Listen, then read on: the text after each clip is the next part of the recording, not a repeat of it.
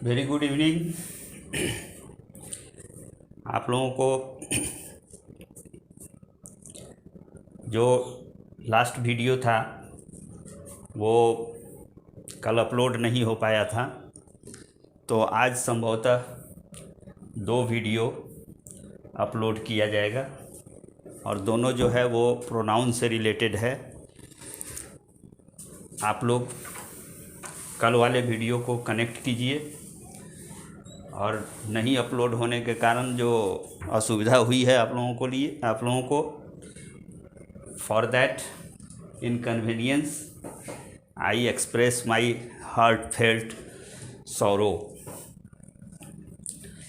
आगे हम चर्चा कर रहे थे प्रोनाउन की और प्रोनाउन के काइंड्स के बारे में बताया जा रहा था, जिसमें अभी तक चर्चा 8 में से 3 की चर्चा हो चुकी है।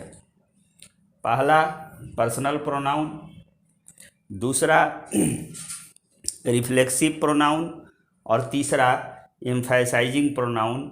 इन 3 प्रोनाउंस की चर्चा अभी तक हो चुकी है और तीनों में कहीं ना कहीं पर्सनल प्रोनाउन जुड़ा हुआ है। जो पर्सनल प्रोनाउन था वो तो था ही, first person, second person, third person की बात हुई थी। I, we, you, he, she, it और दे की बात हुई थी। अब रिफ्लेक्सिव प्रोनाउन की जब चर्चा हुई और एम्फैसाइजिंग प्रोनाउन की चर्चा हुई, उसमें भी पर्सनल प्रोनाउन की चर्चा हुई थी। ये कहा गया था कि पर्सनल प्रोनाउन प्लस सेल्फ या सेल्फ्स जो होता है वो रिफ्लेक्सिव और एम्फैसाइजिंग प्रोनाउन हो जाता है। और कैसे रिफ्लेक्सिव प्रोनाउन जो होता है वो ऑब्जेक्ट के रूप में प्रयुक्त होता है, जबकि एम्फैसाइजिंग प्रोनाउन जो होता है वो सब्जेक्ट के एक्शन पर स्ट्रेस देने के लिए, एम्फेसिस देने के लिए उसका प्रयोग किया जाता है। कैसे उसका प्रयोग होता है, कहाँ होता है, इन सारी चीज़ों की चर्चा विस्तृत रूप से हो चुकी है। अब जो अगला प्रोनाउन की हम बात करने जा रहे हैं दैट इज इंट्रोगेटिव प्रोनाउन, और ये चौथी वैरायटी है प्रोनाउन की। इंट्रोगेटिव, फिर से जैसा कि मैं आप लोगों का कंसेप्ट क्लियर करते चल रहा हूँ कि जब भी कोई टॉपिक या सब टॉपिक की चर्चा हो रही हो, उसके नोमेनक्लेचर पर, उसके टाइटल पर, उसके नाम पर आपको ध्यान देना है। उसके नाम को समझ लिए अगर, तो आपका 70% 80% काम ख़त्म हो गया और बाकी जो डिस्कशन होगा वो आराम से आप समझ सकते हैं। इंट्रोगेटिव प्रोनाउन जो है ये बना हुआ है टू इंट्रोगेट। इंट्रोगेट ये वर्ब है, इस वर्ब से बना हुआ है interrogative.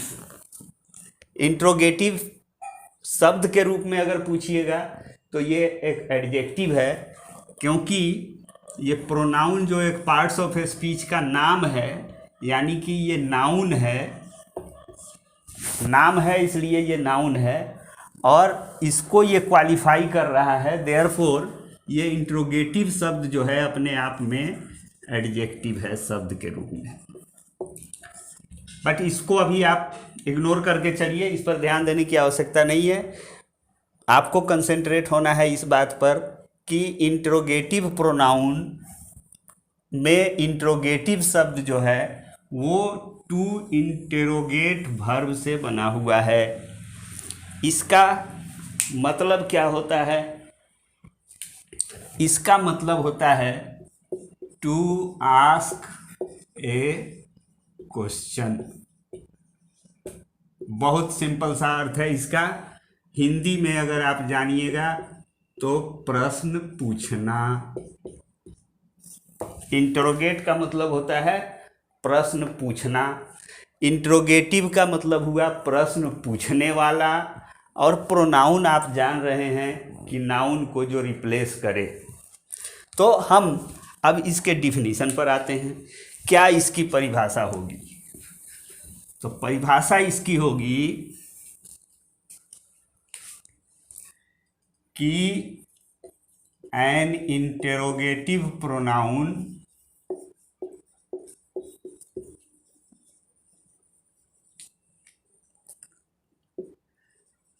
apart from replacing a noun does also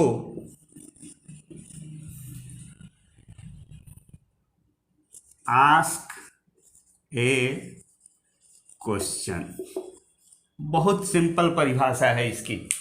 क्या कहा गया कि इंट्रोगेटिव प्रोनाउन जो होता है वो अपार्ट फ्रॉम का मतलब हुआ के अतिरिक्त, के अलावे, किसके अलावे, रिप्लेसिंग ए नाउन। ये प्रोनाउन है। प्रोनाउन के बारे में आपको बताया जा चुका है कि pronoun is a word used in place of a noun. Noun को रिप्लेस करके जिसका प्रयोग आप करते हैं, उसी काम के लिए जिस काम के लिए नाउन का प्रयोग किया जा सकता है, तो उसको प्रोनाउन कहा जाएगा। अब ये कोई भी प्रोनाउन हो, चाहे पर्सनल हो, चाहे वो इम्फेसाइजिंग हो, चाहे रिफ्लेक्सिव हो, चाहे इंट्रोगेटिव हो, चाहे रिलेटिव हो, चाहे डिस्ट्रीब्यूटिव, डिमॉन्स्ट्रेटिव या रेसिप्रोकल, जो भी हो, वो सारा का सारा प्रोनाउन एक काम तो कॉमन करता है। क्या काम कॉमन करता है? वो नाउन को रिप्लेस करने के लिए प्रयुक्त होता है, तभी उसको हम प्रोनाउन कहेंगे। तो ये जो इंट्रोगेटिव प्रोनाउन है वो नाउन को रिप्लेस करने का काम तो करता ही है, क्योंकि हर प्रोनाउन का वही काम है। उसके अलावा ये एक और काम करता है, ये क्वेश्चन पूछता है, ये प्रश्न पूछता है। तो इस तरह से इसका नाम इंट्रोगेटिव प्रोनाउन हुआ। नाउन को रिप्लेस किया इसलिए प्रोनाउन लिखे, और प्रश्न पूछा इसलिए इसको हम इंट्रोगेटिव लिखे। तो ये इंट्रोगेटिव प्रोनाउन नाउन को रिप्लेस करने के अलावा एक और काम करता है कि वो प्रश्न पूछता है। जैसे हु इज राम, ये यहां पर एक प्रश्न पूछा जा रहा है।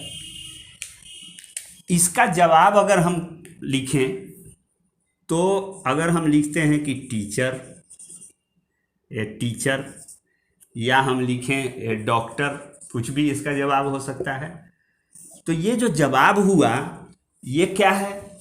शब्द के रूप में अगर पूछें कि ये 8 जो वैरायटी है शब्दों की पार्ट्स ऑफ स्पीच के अंतर्गत, उसमें ये क्या है? तो ये नाउन है। तो इसको ये हु जो था उसका जब हम प्रश्न पूछ के जवाब ले रहे हैं तो ये क्या निकला? नाउन निकला। मतलब ये नाउन को रिप्लेस कर रहा था, देयरफॉर ये प्रोनाउन हुआ। और ये प्रश्न भी पूछ रहा है, देयरफॉर यहाँ पर जो हु है वो क्या है? इंटरोगेटिव प्रोनाउन है।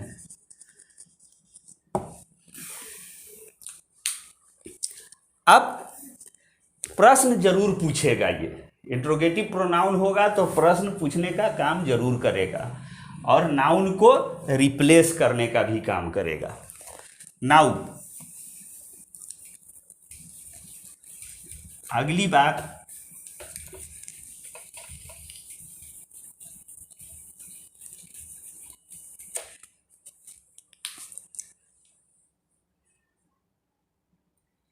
ये तो डिफिनीशन हो गया था। अब दूसरा पॉइंट इसमें ये लीजिए, डिफिनीशन वाले पॉइंट को पॉइंट नंबर 1 कीजिए। ये second point, the WH words such as who, which, what, whom and whose.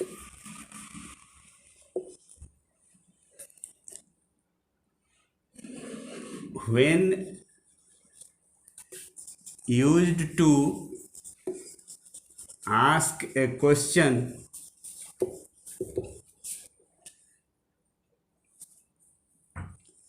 may be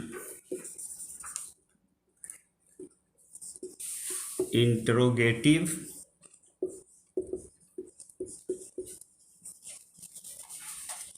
pronouns. क्या कहा गया कि ये WH वर्ड्स हैं. WH वर्ड्स की चर्चा भी मैंने पिछले वीडियो में कहीं पर की है, जिसमें ये कहा गया था कि WH वर्ड्स वो वर्ड्स होते हैं जिनके शुरू में या जिनमें W और H लेटर रहता है. और ये भी बताया गया था कि इनका 3 काम होता है. ये मोस्ट ऑफ द टाइम प्रश्न पूछने के लिए प्रयुक्त होते हैं. At some times they are used to connect और रिलेट टू क्लॉजेस और टू सेंटेंसेस टुगेदर. और तीसरा जो है इनका फंक्शन जो होता है वो होता है टू एक्सप्रेस सरप्राइज, वंडर. अचानक से जो है सो जो फीलिंग को हम एक्सप्रेस करते हैं, जैसे what a fine morning, what a beautiful scene. तो यह जो है WH वर्ड वहाँ पर जो आ रहा है वो to express our sudden feelings, exclamatory word के रूप में भी इनका प्रयोग किया जाता है. यही 3 यूज है WH वर्ड का. हम इंट्रोगेटिव की बात कर रहे हैं तो मतलब WH वर्ड जब प्रश्न पूछने के लिए आ रहा हो तो इसमें से सारे WH वर्ड्स इंट्रोगेटिव प्रोनाउन का काम नहीं करते हैं. जैसे when, ये भी WH वर्ड है बट ये इंट्रोगेटिव प्रोनाउन का काम नहीं करता है. ये क्या काम करता है? ये काम करता है एडवर्ब का, जिसकी चर्चा आगे होगी. जैसे हम कहते हैं व्हाई, ये भी WH वर्ड है. ये भी प्रश्न पूछने का काम करता है, लेकिन ये इंट्रोगेटिव प्रोनाउन नहीं होता है. ये क्या होता है? ये भी इंट्रोगेटिव एडवर्ब के रूप में प्रयुक्त होता है. ठीक है, तो सारे WH की बात हम नहीं कर रहे हैं. जब प्रोनाउन की बात कर रहे हैं तो इन WH वर्ड्स में से हम इतने की बात कर रहे हैं: who, which, what, whom and whose. मतलब 1 2 3 4 5, ये 5 जो हैं यही इंट्रोगेटिव प्रोनाउन के रूप में अमूमन प्रयुक्त होते हैं. जैसे अब इसमें से भी ये देखिए, ये हु जो है इसी का ऑब्जेक्टिव रूप हुम होगा और इसी का पॉजेसिव फॉर्म जो है सो हुज होता है. ये अलग से नहीं है.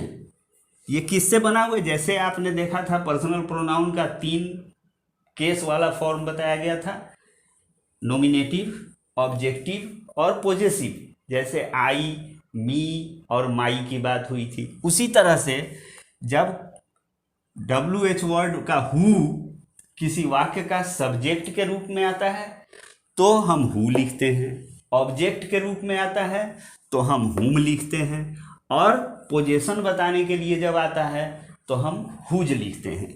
ये तीनों फॉर्म हु का ही है. ये नॉमिनेटिव फॉर्म है, ये ऑब्जेक्टिव फॉर्म है, ये पॉजेसिव फॉर्म है. अब व्हिच और व्हाट की बात करें हम तो ये दोनों अलग है और ये भी इंट्रोगेटिव प्रोनाउन के रूप में प्रयुक्त होने वाला शब्द है. जैसे हम कहें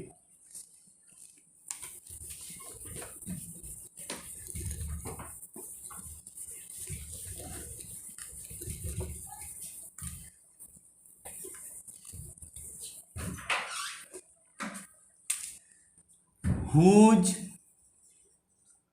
book, whose is this book, ये प्रश्न है। यहां पर यह हुज आया हुआ है, पॉजेसिव फॉर्म हु का, तो और यहां ये प्रश्न पूछने का काम कर रहा है। इसका जवाब अगर देंगे हम राम्स या मोहन्स, तो this book is of Ram या दिस इज राम्स बुक हम लिखें तो ये पोसेसिव फॉर्म, इसको रिप्लेस करने के लिए ये हु आया है और साथ साथ प्रश्न पूछ रहा है, therefore it is interrogative pronoun. अब इनका हम जरा यूज देखें, अलग अलग कैसे यूज होता है। इसमें से हु, इस पर ध्यान दीजिए, ये प्रश्न पूछा जाता है कॉम्पिटिटिव एग्जाम के लिए। Who is used only to represent a living being. ये ध्यान देने की बात है। क्या कहा गया कि हु का प्रयोग जो किया जाता है वो किसके लिए किया जाता है? लिविंग बीइंग के लिए, मतलब सजीव के लिए। ह्यूमन बीइंग हो, एनिमल बीइंग हो, लिविंग बीइंग होना चाहिए, तभी हम हु का प्रयोग कर सकते हैं। जैसे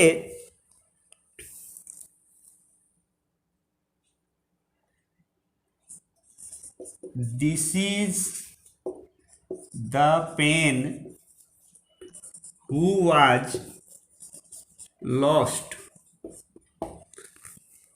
एक यहां पर हम सेंटेंस ले रहे हैं, हालांकि ये इंट्रोगेटिव सेंटेंस नहीं है, बट यहां पर हु का प्रयोग किया गया है। ठीक है। अब यहां पर ये जो हु का प्रयोग किया गया है, इसके प्रयोग के कारण हमारा सेंटेंस गलत हो गया है। क्यों गलत हो गया है? हम ये हु का, हम क्या कर रहे हैं? दिस इज द पेन, यही कलम है जो खो गई थी। ठीक है। तो ये हु हम इनफैक्ट यहां पर लगा रहे हैं इस पेन को रिप्लेस करने के लिए, लेकिन ये पेन क्या है? ये पेन एक नॉन लिविंग बीइंग है और हमने मना किया हुआ है कि भैया आप हु का प्रयोग नॉन लिविंग के लिए नहीं करिएगा। आप इसका प्रयोग जब भी कीजिएगा, लिमिटेड है वो, लिविंग बीइंग के लिए उसका प्रयोग आपको करना है। तो इसी तरह से जो इसका 3 फॉर्म होगा, कौन कौन? हुम एक होगा, ऑब्जेक्टिव जब रूप हो जाएगा तो, और हुज जब इसका पॉजेसिव फॉर्म होगा तब। तो ये भी केवल और केवल लिविंग बीइंग के लिए प्रयुक्त होगा, क्योंकि इसी का बना हुआ है। ये ओरिजिनल रूप ये है और इसका ऑब्जेक्टिव और पॉजेसिव रूप ये है। तो जब ओरिजिनल रूप केवल लिविंग बीइंग के लिए प्रयुक्त होगा, तो इसका ऑब्जेक्टिव और पॉजेसिव रूप भी केवल नॉन लिविंग के लिए प्रयुक्त होगा। अब कहीं भी अगर ये लिविंग बीइंग के लिए ये प्रयुक्त होगा, कहीं भी अगर नॉन लिविंग बीइंग के लिए हु या हुम या हुज का प्रयोग किसी सेंटेंस में करके आपको दिया गया है, परोसा जा रहा है आपके सामने, उसको मत खाइएगा, वो जहर है, उससे आपको नुकसान होगा, आपका सेंटेंस इनकरेक्ट हो जाएगा। I think it is clear now.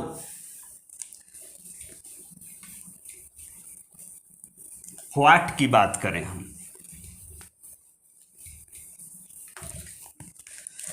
What की बात करें, ये क्या होगा?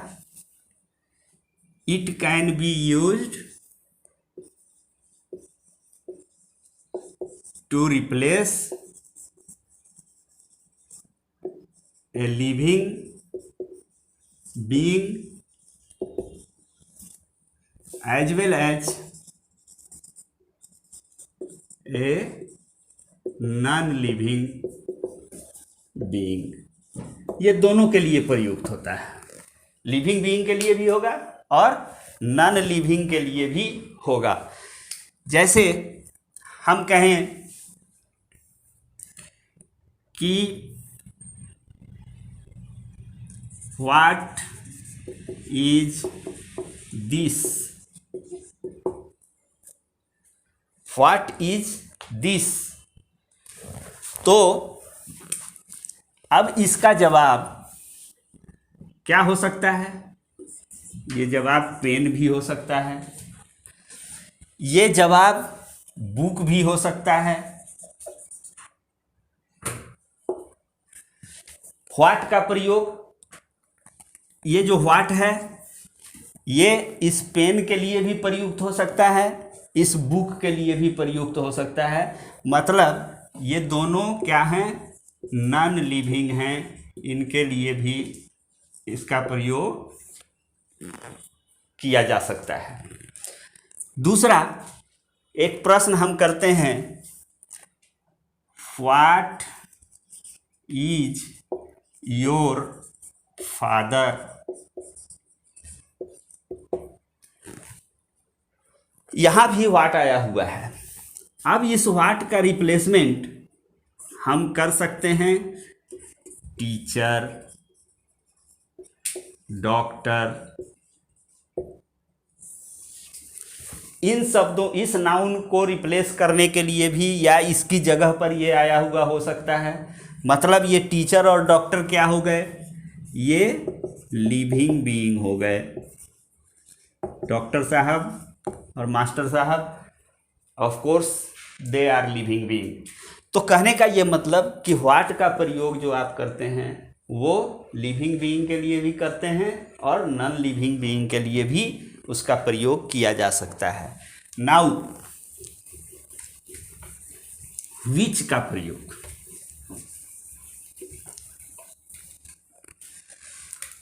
विच,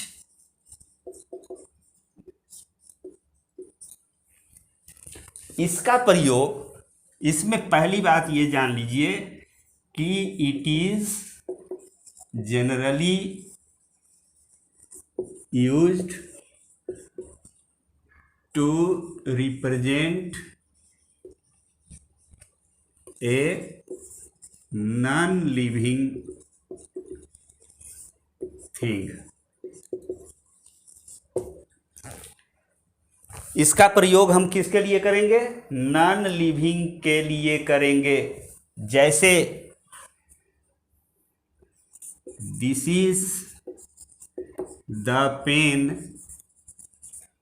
जो उसमें दिया गया था पहले सेंटेंस में, हु वाज लॉस्ट, तो ये गलत हो गया था। अब इस सेंटेंस को अगर हम लिखेंगे this is the pen which was lost, तो ये हमारा सही हो जाएगा। क्या किया हमने? ये पेन चूंकि नॉन लिविंग बीइंग है, निर्जीव चीज है, इसलिए हम यहां पर व्हिच का प्रयोग कर रहे हैं। नॉन लिविंग के लिए व्हिच का प्रयोग जनरली किया जाता है। तो जनरली शब्द आया हुआ है, मतलब फिर आगे भी कुछ बात होगी, वो बात दूसरी बात होगी।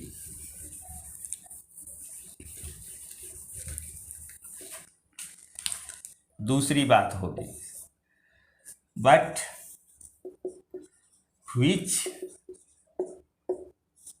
can also be used to represent a living being when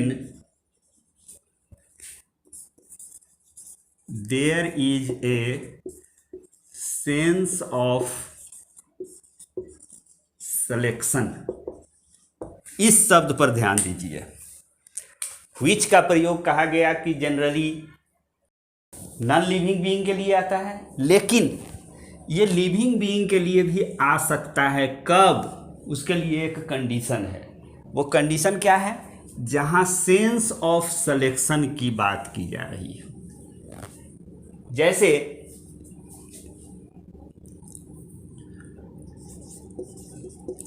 which of the two students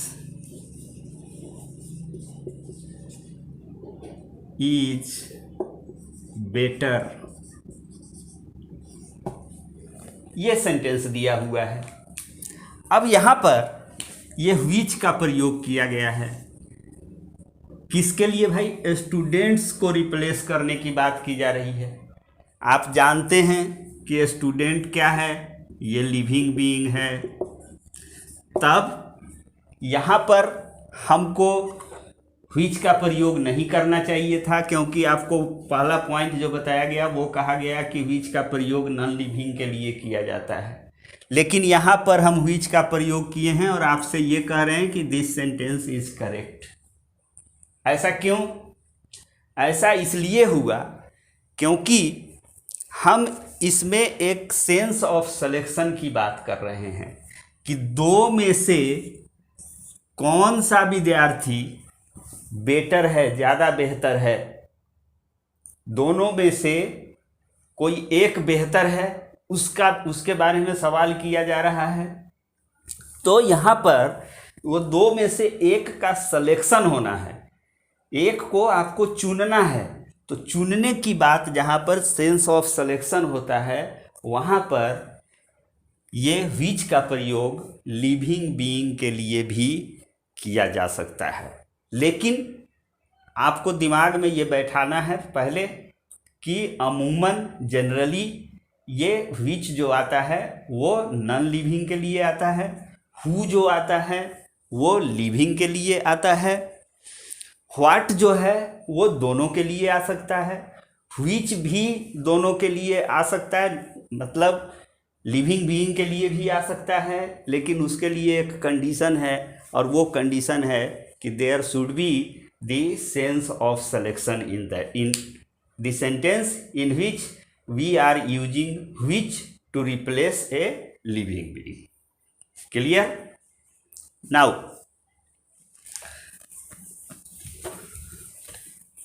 अब अगली वैरायटी वो है रिलेटिव प्रोनाउन। फिर आ जाइए, ये रिलेटिव जो बना है वो रिलेट वर्ब से बना हुआ है। टू रिलेट, टू रिलेट का मतलब क्या होता है? जोड़ना। मतलब अगर कोई शब्द किसी नाउन को रिप्लेस करने के लिए आए तो वो प्रोनाउन होगा, और वह शब्द नाउन को रिप्लेस करने के अलावा एक और काम करे। क्या करे? वो कनेक्ट करे, रिलेट करे दो फ्रेजेज को या दो क्लॉजेज को। तो वैसे प्रोनाउन को, वैसे रिप्लेसिंग वर्ड को हम रिलेटिव प्रोनाउन कहेंगे। जैसे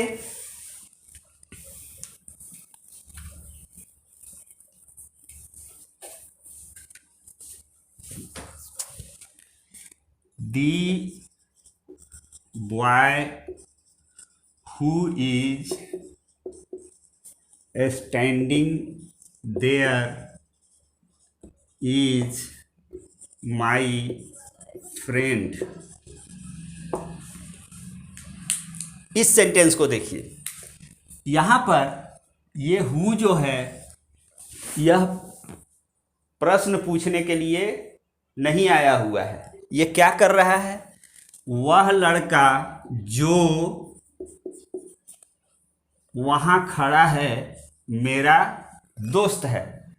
मतलब वह जो, ये कनेक्ट करने के लिए आ रहा है। ठीक है? तो इस तरह से ये रिलेटिव प्रोनाउन जो होता है वो दो क्लॉजों को आपस में जोड़ने के लिए प्रयुक्त होने वाला प्रोनाउन होता है। अब इसकी परिभाषा हम लिखें, क्या होगी परिभाषा? परिभाषा क्लियर है कि the pronoun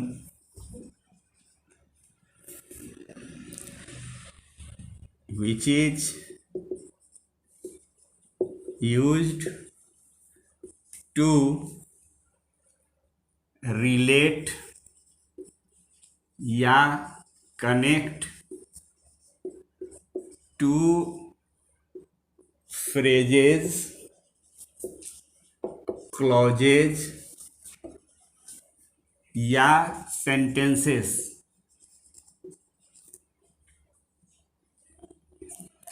and which replace a noun also is called relative pronoun. Clear है ये कि वह प्रोनाउन जो क्या करे, रिलेट करता हो या कनेक्ट करता हो दो फ्रेजेस को, दो क्लॉजेस को या दो सेंटेंसेस को, और साथ साथ प्रोनाउन है तो वो नाउन को रिप्लेस करने के लिए आ रहा हो, तो वैसे प्रोनाउन को हम रिलेटिव प्रोनाउन कहेंगे। अब इसमें नेक्स्ट ये पहला पॉइंट आप कर लीजिएगा इसका डिफिनीशन वाला। दूसरा पॉइंट उसकी हम चर्चा कर रहे हैं।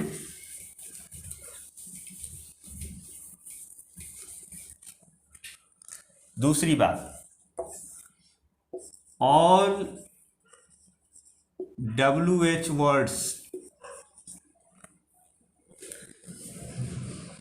which are used as interrogative pronouns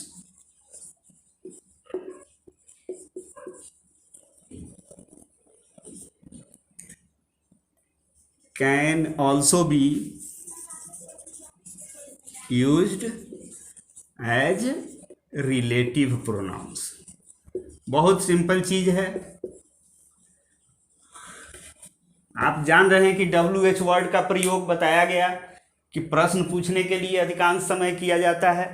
दूसरा उसका काम होता है कनेक्ट करने के लिए, रिलेट करने के लिए दो क्लॉजेज को, और तीसरा काम होता है to express exclamation, as exclamatory words उनका प्रयोग किया जाता है।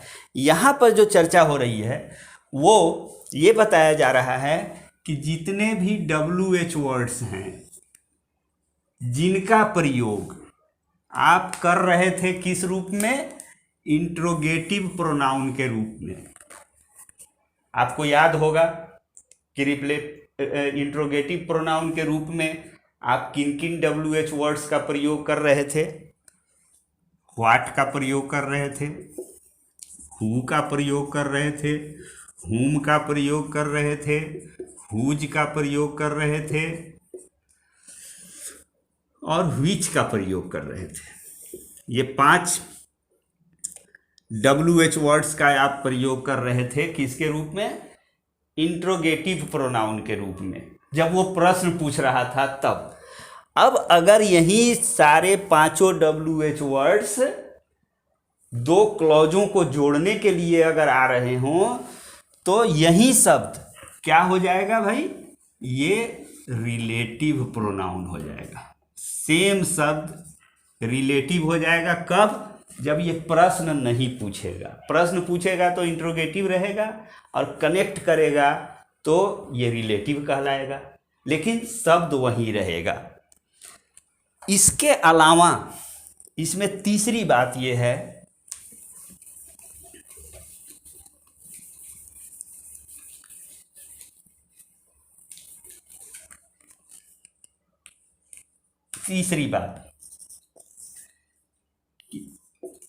apart from the WH words, कौन कौन WH words, who, which, whose, whom, और व्हाट, इन पांचों के अलावा एक और रिलेटिव प्रोनाउन के रूप में एक और शब्द आ जाता है। वो कौन सा शब्द है? दैट।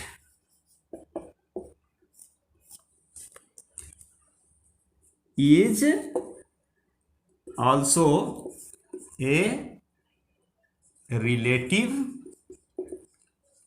प्रोनाउन। वो पांचों तो रहेंगे ही, जब वो प्रश्न पूछने का काम नहीं करेंगे तो रिलेट करेंगे तो वो रिलेटिव प्रोनाउन होंगे। उनके अलावा एक दैट इसमें आपको ऐड कर लेना है, ये रिलेटिव प्रोनाउन होगा। जैसे हम लिखते हैं कि who that is down needs fear no fall. ये सेंटेंस दिया हुआ है। यहां पर ये दैट जो है वो कनेक्टिंग वर्ड के रूप में आया हुआ है।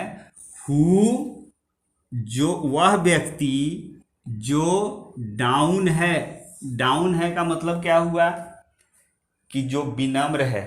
यहां डाउन का मतलब हुआ विनम्र होने का।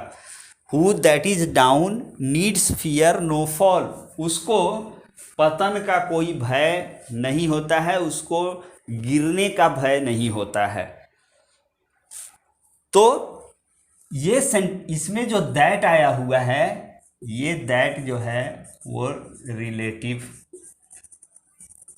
प्रोनाउन है। अब फिर यहां मैं नहीं बताऊंगा आपको कि हु का प्रयोग कीजिएगा पर्सन के लिए या लिविंग बीइंग के लिए। हुज और हुम का भी प्रयोग लिविंग बीइंग के लिए कीजिएगा। व्हिच का प्रयोग नॉन लिविंग के लिए कीजिएगा। व्हाट का प्रयोग दोनों के लिए आप कर सकते हैं। ये बात बताई जा चुकी है इंट्रोगेटिव में। सेम फॉर्मूला यहाँ पर भी लागू होगा। वो रिलेटिव के रूप में भी आएगा, तब भी आपको वही काम करना है। हु, हुम, हुज का प्रयोग लिविंग बीइंग के लिए करना है। व्हाट का प्रयोग दोनों के लिए करना है। व्हिच का प्रयोग अमूमन नॉन लिविंग के लिए करना है, बट सेंस ऑफ सिलेक्शन होने पर लिविंग के लिए भी आप उसका कर सकते हैं। तो अब ये दैट का प्रयोग हम कहाँ कहाँ करते हैं, ये बहुत इंपॉर्टेंट चीज है, वेरी इंपॉर्टेंट।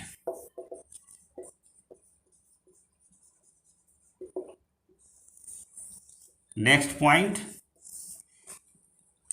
इसमें क्या है भाई कि when a sentence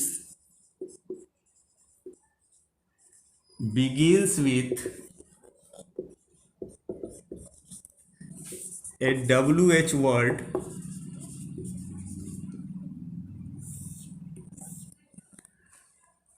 and a relative word, a relative pronoun rather कहिए, is to be used after it। क्या हो कि वाक्य के शुरुआत में एक WH वर्ड आया हुआ हो और वो प्रश्न पूछने के लिए नहीं हो, वो क्या हो, रिलेटिव वर्ड के रूप में हो, और उसके बाद एक और रिलेटिव प्रोनाउन का आपको प्रयोग करने की आवश्यकता है। तो वो रिलेटिव जो प्रोनाउन होगा, relative pronoun will be that. जैसे इसके पहले एक एग्जाम्पल दिया गया था कि ये who that is down needs fear no fall, ये सेंटेंस दिया हुआ था। क्या है इसमें कंडीशन, ये WH वर्ड से शुरू हो रहा है, और WH वर्ड का प्रयोग प्रश्न पूछने के लिए नहीं किया जा रहा है यहाँ पर। वह व्यक्ति जो विनम्र है, यह प्रश्न नहीं पूछा जा रहा है यहाँ पर। और इसके बाद वह जो हमको बताना है, तो यहाँ पर हु हम नहीं लिख सकते हैं। वो लिखेंगे तो गलत हो जाएगा, वो स्लैंग कहलाता है, गलत हो जाएगा वो। तो अगर इस WH वर्ड से किसी शब्द, किसी सेंटेंस की शुरुआत हो, उसमें वो WH वर्ड इंट्रोगेटिव वर्ड नहीं हो, और उसके बाद हमको कोई रिलेटिव वर्ड देना है, तो चूंकि रिपीटेशन नहीं करना है WH वर्ड का, इसलिए हम वहाँ पर दैट का प्रयोग करते हैं। ये सेंटेंस सही है। नाउ पांचवी बात, वो क्या है पांचवी बात, कि when a sentence begins with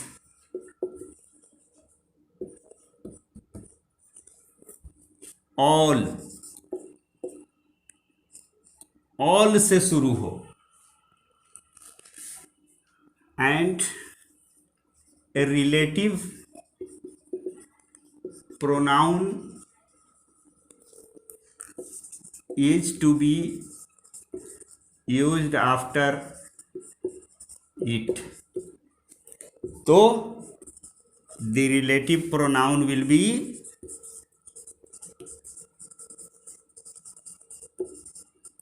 be that। क्या होगा वहां, वो रिलेटिव प्रोनाउन दैट होगा। किस कंडीशन की बात की जा रही है, कि वाक्य शुरू हो किस शब्द से, ऑल से शुरू हो, और उसके बाद में कोई हमको रिलेटिव प्रोनाउन का प्रयोग करना है, तो वो रिलेटिव प्रोनाउन दैट होगा। जैसे बहुत कॉमन एग्जाम्पल है, all that glitters is not gold. ये बहुत फेमस कहावत है। ऑल दैट ग्लिटर, प्रोवर्ब है ये, all that glitters is not gold, मतलब हर चमकने वाली चीज सोना नहीं है, गोल्ड नहीं है। तो ये क्या कंडीशन है यहाँ, ये इसमें वाक्य की शुरुआत किससे हो रही है, ऑल से, और इसके बाद में हमको रिलेटिव शब्द का प्रयोग करना है, तो ये क्या होगा, वहां पर दैट होगा। अब गोल्ड की बात की जा रही है, ये नॉन लिविंग की बात हो रही है, यहाँ पर ऑल व्हिच देने की इच्छा आपको हो सकती है, but this is to be avoided. All which glitters हम नहीं लिखते हैं, हम क्या लिखते हैं, all that glitters is not gold. Now the most important point of the day, आज का सबसे महत्वपूर्ण पॉइंट जो बताया जा रहा है, वो इसको नोट कीजिए, रिलेटिव प्रोनाउन से रिलेटेड छठी बात। इसमें क्या बताया जा रहा है आपको, कि when there is the use of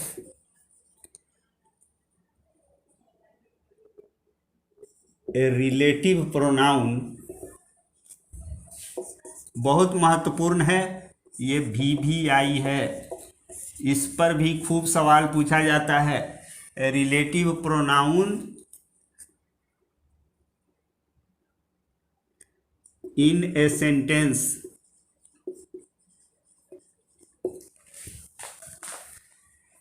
तो the verb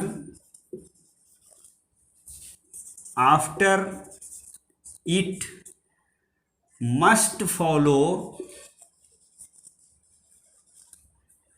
the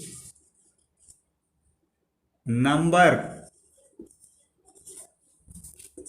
of the noun placed before it. थोड़ा ध्यान से इसको समझिए, बहुत महत्वपूर्ण चीज है ये।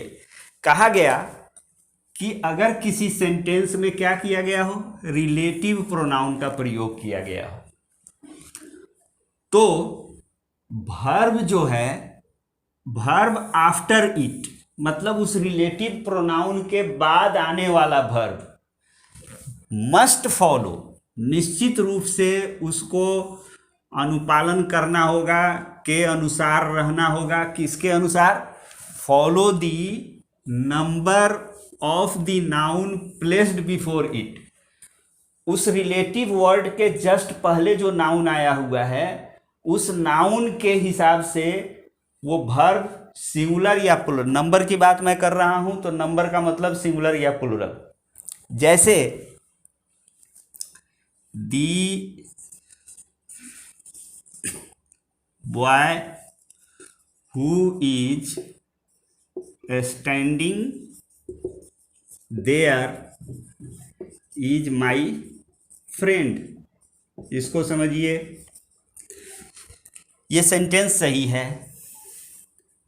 दूसरा सेंटेंस लिख रहे हैं, the boys who are standing there are my friends. इस दोनों वाक्य के अंतर को समझिए, ये बिल्कुल क्लियर हो जाएगा। क्या हुआ है? WH वर्ड का प्रयोग रिलेटिव वर्ड के रूप में, रिलेटिव प्रोनाउन के रूप में यहां पर किया जा रहा है, और यहां इस सेंटेंस में इज आया है और इस सेंटेंस में आर आ गया। ये क्यों हो गया भाई? ये इसलिए हो गया कि इस WH वर्ड के बाद आने वाला वर्ब जो होगा वो इसके जस्ट पहले आने वाले नाउन के नंबर के हिसाब से होगा। मतलब अगर इसके पहले आने वाला नाउन सिंगुलर है, जैसा कि पहले वाक्य में किया गया है, तो यहाँ वर्ब क्या होगा? सिंगुलर होगा। और अगर इस WH वर्ड के जस्ट पहले आने वाला नाउन प्लूरल है तो क्या होगा? यहाँ आर हो गया, ये आर प्लूरल वर्ब है। मतलब ये वर्ब सिंगुलर होगा कि प्लूरल होगा, ये इस बात पर डिपेंड करेगा कि इसके जस्ट पहले आने वाला नाउन कैसा है। वो सिंगुलर है तो सिंगुलर वर्ब, ये प्लूरल है तो प्लूरल वर्ब। तो ये चर्चा हमारी जो है सो रिलेटिव और इंट्रोगेटिव प्रोनाउन की समाप्त हुई। वीडियोस को आप लोग लगातार देखिए, बार बार देखिए, लाइक कीजिए, शेयर कीजिए, सब्सक्राइब कीजिए, और कंसेप्ट बना के आगे जो आने वाला वीडियोज है उसको ध्यान से देखिए। एक जगह कोरिलेट कीजिए, चेन में आप समझिए, तो आपको बेहतर बातें समझ में आएंगी। Okay, thank you, good night, good